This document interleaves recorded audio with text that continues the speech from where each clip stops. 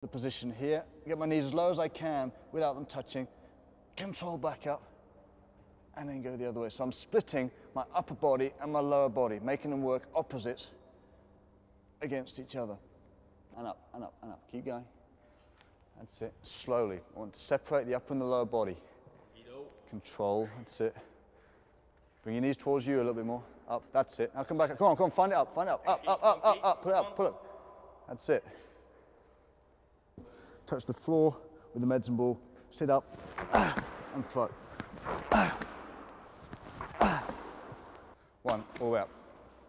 2, 3, and chuck it in. Slam it in. 4. Coming close to the wall. Feet up against the wall. Good 90-degree angle. Try not to slide backwards and forwards. Use your stomach to come up with. Again, touch the medicine ball on the floor. Sit up and touch the medicine ball on the wall. Try and do it above toe height, so you're having to come up and then up into the lift. 2, 3, 5. Keep your feet up, keep your feet up, feet up, feet up. Okay. And next exercise, feet are up and crossed, goalkeepers.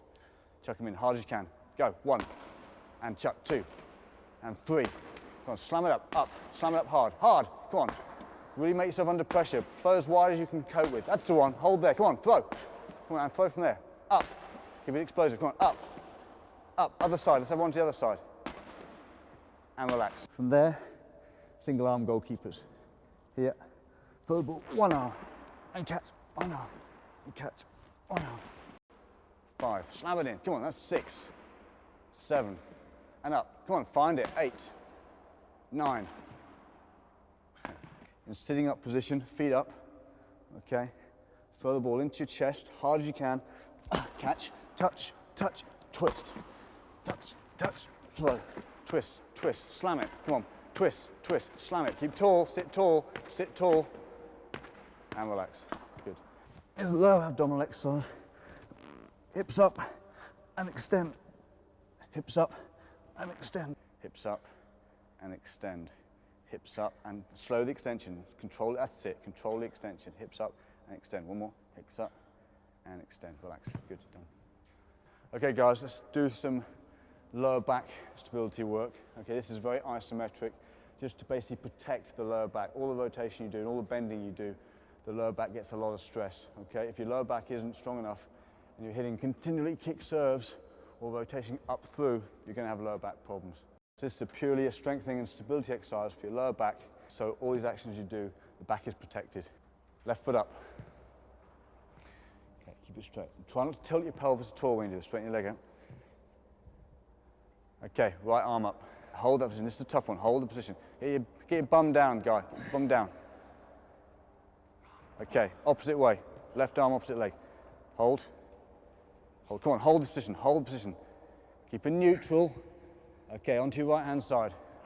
Hold, hold, hold. Change sides. And up, hold, hold, hold, and down, and done. For mental confidence and physical confidence in their body, these players have got to be able to last. So the foundation has got to be very, very, very strong. You can't build a house on shaky foundations, the same with the tennis player. You can't build a physical body on very weak, shaky foundations where you know at your heart of heart these guys can't last a long match. You can have matches that go on for 3, 4, 5 hours in extreme heat. So these guys have got to have the mental and physical confidence in themselves that they can last through a long match. Okay, this is obviously foundation work. This is stuff everyone's got to do on the track to make sure you can last long matches. So we're going intensity over different distances up to 200 to 400 meters, just to build a very strong foundation so you can last a heavy 3-set match, no problem at all. Okay? Down here, start this way? Yeah, start this way. Yeah, that's where you start on a tennis court. Down, and then from there, and push. Okay? So, give it a race to the yellow cone, twice through, and then you can take a breather. Set, and go. Push, all the way, push, push, push, push, push, go. 30 seconds. 60 meters and 45 seconds recovery, and you go again. Sink down, set, go. Gotta catch you up, you gotta, come on. Tennis by its nature is an interval sport. The average point is 10 seconds long, and the break you get is only 20 seconds long with a 90-second changeover. So that gives the nature of the sport, it is interval. Go. You'll see players doing very heavy intervals on a track over 20, 40, 100, 200, 400 meters and repeating them at a high intensity. Set, go. Way to go, push through, that's good work. Because what you're trying to do is you're trying to set this endurance foundation so the body recovers itself very quickly so it can keep on doing these maximal sprints you expect it to do. Good. Set, and go. The average length of the sprint on a court is usually about between 2.5 and 6 meters, but a tennis player can, on a tough point, on a long run, get up to about 14 meters of sprint. The average per point is usually about 14 and a half meters in a total point. So all the stuff you did on court this morning with the first step drill and the smash volley and the short deep and all that kind of stuff, your legs won't get tired and you'll last a lot longer and you'll move a lot more powerfully if you also just do a bit of replication of these movements on a tough incline. Use your body, push up, spring, and hold that position again, okay? So see if you can hold it just for a couple of seconds, count to 3. I'll count you in, so wide base, go, together. And 1, 2, 3, go. Hold down, lower, go on, you can do it. 1, 2, 3, get lower, right lower. Down, down, that's a better position, good. Down, there you go. Hold there, hold the position, good. Head up, wide base. Good work, come back down. These guys have got to perform power activities, hitting a ball over and over and hundreds of times in a match. And you need these muscles to be able to take the strain. They don't get tired and they don't break down. So it's aerobic endurance and muscular endurance that you're looking for in your foundation time. A couple of steps and play a forehand, a couple of steps and play a backhand, a couple of steps and play a forehand, a couple of steps and play a backhand. Drive up the wall, come on, drive up the wall. Okay, make yourself process, good. Drive up the wall. Keep making your way up. Keep going up, all the way to the top. Come on, all the way to the top now. Use your legs right on that. Put some weight on the outside leg. Good, drive up to the top. Good, volley, balance, volley, balance, volley. Step up the wall, play the volley. Good body position all the time, great body position. Drive up the wall, drive up the wall. Good, relax. Up, up, up, smash. Come back down, okay? Drive up, drive, up. Come back in, jump as high as you can. Come on, jump, use your legs. Up. Training off court has got to be longer intervals, sprint intervals, a lot of hill running to build up leg strength, a lot of circuits and body weight activities in the gym to make sure that the player can go from one exercise to the next and keep on working. An interval would be 40 seconds of intense work followed by a 20-second rest, which makes 1 minute interval. If you can repeat that 15 times at a very high speed with a good gradient, you know you're going to recover from point to point. A very good piece of cross-training equipment is a rowing machine. It's very similar to tennis because it demands a drive with the legs and a pull with the upper body. And that's pretty much what tennis is. Tennis is a drive up with the legs off the floor and a pulling of the racket back to create power.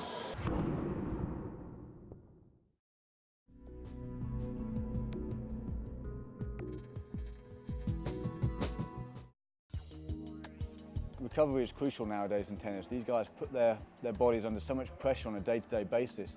They're very professional at making sure that they can come back day in, day out and totally 100% fresh. Because if you can't do that, you're never going to win a Grand Slam.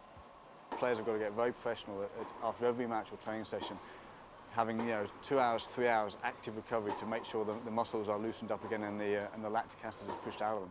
Maybe a gentle jog or a cycle for 20 minutes after a hard session, stretching, yoga, all this kind of stuff that actively releases the toxins from the body and recovers the muscles.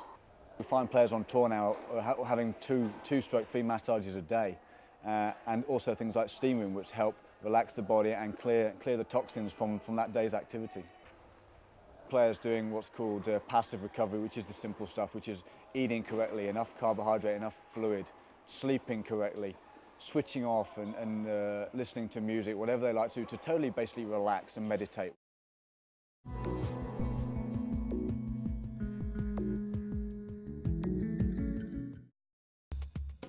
The element about training smart also comes into working on different surfaces. The position of the body and also how the body has to be conditioned has to different surface. Grass is obviously an even lower centre of gravity sport which requires many more little steps, whereas clay is a much more elongated position demanding very large steps. So there's two different things you have to be aware of how the surfaces impact the performer and the use of their physicality. So what I want you to do here is starting in a good strong body position, keep the ball on your strings, that's your aim, okay? Take 2 or 3 steps out to the tram line, slide as far as you can, and hold that ball on the strings for as long as you can. And slide. Hold the shape, that's it. Just keep working on that first step. So when you're here, first step, slide and hold. Hold. And go, hold. Situations and court surfaces dictate also how the training will change during the year. So if the guy or girl is going to a clay court or a carpet court or a hard court tournament, you should adjust the training intensity and duration to mirror what's going to happen on these different surfaces, and also the movement patterns. Players move differently on clay, grass and hard courts. Timing is everything. We'll get it. Push, come on, push. Slide. That's it, next. Push and go, push. You can make that slide. When you're sidestepping, don't be lazy. Here, keep yourself low, and then from there, you know the hip's going to turn, and that first step is going to be big, okay? I find that on carpet, the shots are a lot faster. Every point is around about 3.5 to 4 seconds long on average, and on clay you find these points doubling to about 8 seconds per point on average. I'm going to count the steps now. 1, 2, 3, slide. Good lad, hold it, find it. Good job. 1, 2, 3, easy. Once you get big steps, you're moving easy to this ball. Good, big steps, big steps. You're making this ball easy now. Push. Okay, go. 1, 2, 3, slide, come on! Find it, good job, good job. As you've obviously seen, body position is crucial for a clay court. These next 2 drills are going to really make you understand and feel what extremes your body's put under. On the clay court, the sliding and the way you've got to stretch and hold your body doesn't happen on any other court. What I want you to do is get in a totally extended position and circle 10 times around this hand. When you've done 10 times around this hand, come up and do 10 times around this hand. Right, come on, keep going. Hold yourself, use your stomach. Hold yourself. Now hold up there, this is the tough one. Come on, this is clay court stuff. Come on, hold your shoulder up here, that's it. 2. Come on, make him work up there. 3, come on, you can do it. Hold up there. Keep circling around, hold that body position. Come on, Roscoe, hold the body position, hold the body position, hold the body position. Good job. Same idea of body control on the clay court. You've got this one here. When you're forcing yourself to hold isometrically, that means the muscles aren't contracting or extending, they're just staying here and just holding the body. So when you get pushed out here, you can just hold yourself, bang, and then play the shot without having to wobble everywhere. Next one is exactly the same. Ross, I want you to go in an extreme, wide open stance position, okay? As extreme as you can, make it as uncomfortable as you can. And all you're going to do from here is keep throwing the medicine ball to me out of this position, as wide as you can. Okay, 1, come on, get some power on it. 2, 3, come on, keep out there, come on. You've got to make the clay court longer conditioning, longer elements of work, and the grass court has got to be highly, highly explosive. Everything happens above shoulder height on a clay court where you're sliding, and you're having to hit above shoulder height a lot of the time.